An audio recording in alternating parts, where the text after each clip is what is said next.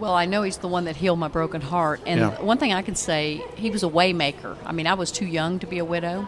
I wasn't even at a place where I could receive widow's benefits. And because I'd spent those 2 years taking care of my sweet husband, and I would do it all again, obviously. You know, I don't begrudge any of that. Never lost my position as his wife. Some people, I think, when they go and they become caregivers, then they lose that position as the wife. And Ted and I always shared that, and we always had our love there. But God is a way maker. And if you'll just trust in him, and he said, he fights our battles. You don't fight your battles. So even though there was battles that I had to fight during all this, I basically, visually, Bob, I would just kind of take my sword and lay it out in the yard. And I had scriptures before me day and night that I would read. And God made a way where there was no way. And he truly did heal my broken heart. And I'm a whole person today because of that. Vicki, share with us what you found as far as a key step on your healing journey. Yeah, for me, I really feel, very similar to Jill. I think the relationship was strengthened with the Lord.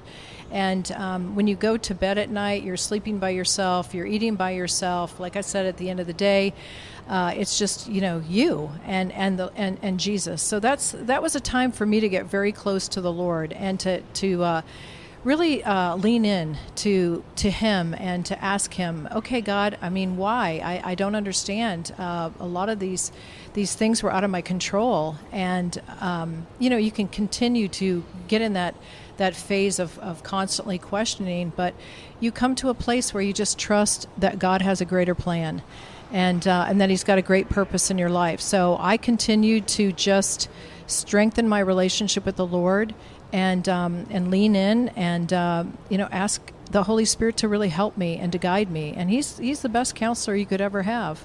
So it was really it's a journey. It's not something that happens overnight. We know that, but one day at a time.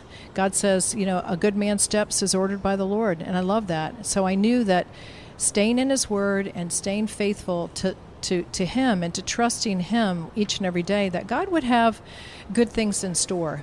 And that's really how I got through my day. I was teaching school. I loved kids. I was very, very much involved in my own life at the time, having lost my second husband. So yeah, it's just a journey that you go on and continue to trust Jesus. And if people need resources, there's all kinds of resources out there for the very thing that we both experienced. Jill, how can people find out more information about the book, The Art of Our Healing? Well, they can go to our website, theartofourhealing.com. And Bob, if you don't mind, I'm going to show you something real quick. Vicki, you want to hold this for a second? Okay, sure. Okay, so this, the front of the picture, you go from a barren tree, right? Mm-hmm. And that's a picture that's a photograph that I shot. I'm a photographic artist as well as an artist, but when you go back here, you go from that barren tree to the cross, and that's a cross that Vicki had painted. And we have some levity in our book, and there's poems in there. God kind of took me on a trilogy, and Vicki has some poems in there.